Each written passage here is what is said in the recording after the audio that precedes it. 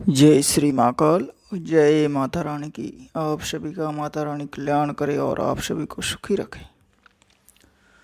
इस वीडियो में आपको एक जिन और मुवक्किल साधना बता रहे हैं, जो कि उसके साथ में एक जिन के साथ में एक मुवक्किल होता है। और ये बहुत ही खतरनाक साधना है, बहुत ही खतरनाक शक्तियाँ होती हैं। ये अगर जिस किसी को भी सिद्ध हो जाती हैं तो उनके लिए तो ज़िंदगी बदल जाती है। जो भी चाहिए, जो भी इच्छाएं होती है वो इनकी पूर्ण करती है। और बहुत पावरफुल शक्तियाँ होती है। किसी को भी गायब करना, किसी को उठाना, किसी से कोई पैसे लाना, जो किसी से कहीं से भी कोई माल लाना, या कोई भी गया है हुआ इंसान है या किसी इंसान को आप उठा के लाना चाहते हैं तो उसको भी ये उठा के ला सकते हैं। बस आपको ये साधना करनी है और किस प्रकार से करनी है ये आप ज़रूर सुन लीजिएगा।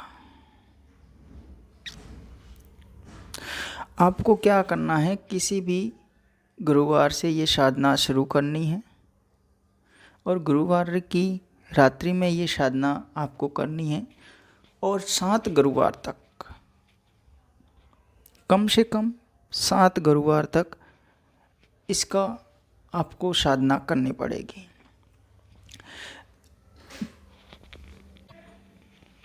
आप जब भी ये साधना करें वजू करके साफ सुथरा पाक साफ होकर ये साधना करें। साधना की शुरुआत में 11 बार आयतल कुर्सी और अंतिम बार भी 11 बार आयतल कुर्सी करना है। इसका अमल है जो बिल्कुल छोटा सा है। इस अमल में एक जिन है और एक मुवक्किल है, जो कि दोनों फरिश्ते हैं और फरिश्तों की तरह ही काम करते हैं। किसी भी ज़िंदगी में कुछ भी परिवर्तन करना एक फरिश्ते के हाथ में होता है। अगर फरिश्ते ही किसी को सिद्ध हो जाते हैं, किसी की गुलाम हो जाते हैं फरिश्ते ही, तो फिर उसकी ज़िंदगी एक माला माल बन जाती है कि वो ही सर्वश्रेष्ठ बन जाता है। तो इसी प्रकार से ये साधना है। आपको क्या करना, किसी गुरुवार से इसकी साधना शुरू करनी है, जो कि मैंने बता दिया। 11 बार शुरू में आयतल कुर्सी और अंतिम बार भी 11 बार आयतल कुर्सी करना है।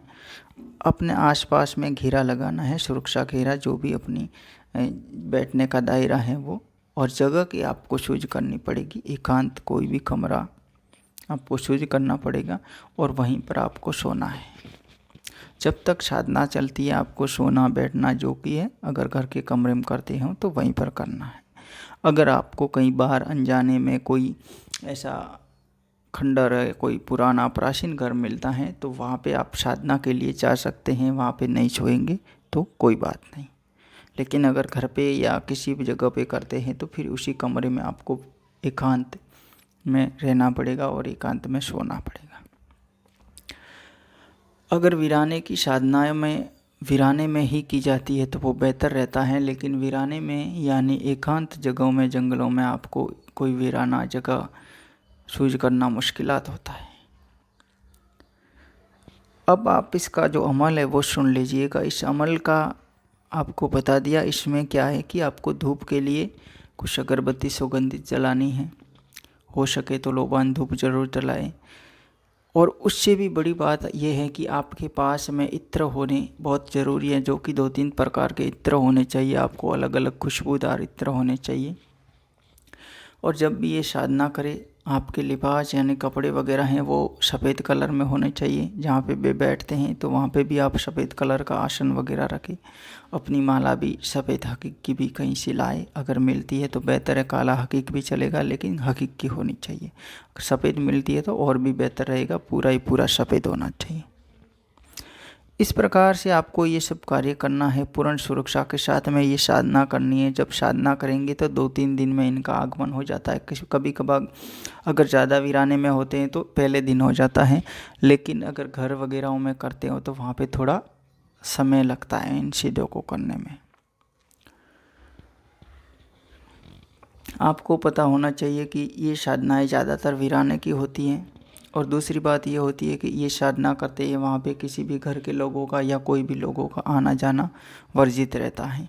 क्योंकि जब वहाँ पे कोई भी आते हैं तो ये शक्तियाँ होती हैं आपको सिद्ध होने के लिए, आपको कुछ बताने के लिए दूसरे की शरीर पर ये कब्जा कर लेती है, उन पर सड़ती है, फिर उन पर बोलती है कि उन्हें क्यों बुलाया, क्या है क्या नहीं।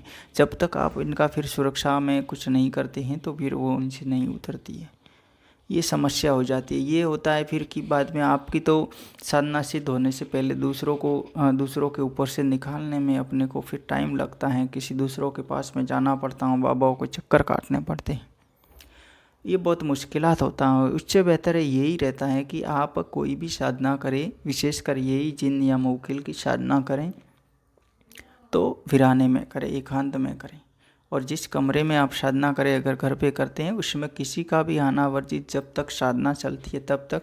या तो आप उनको कह दीजिएगा कि जब भी इसमें नहीं कहूँ तब तक इतने दिनों तक उस कमरे में कोई नहीं जाएगा, और उस कमरे के आप लॉक रखिएगा।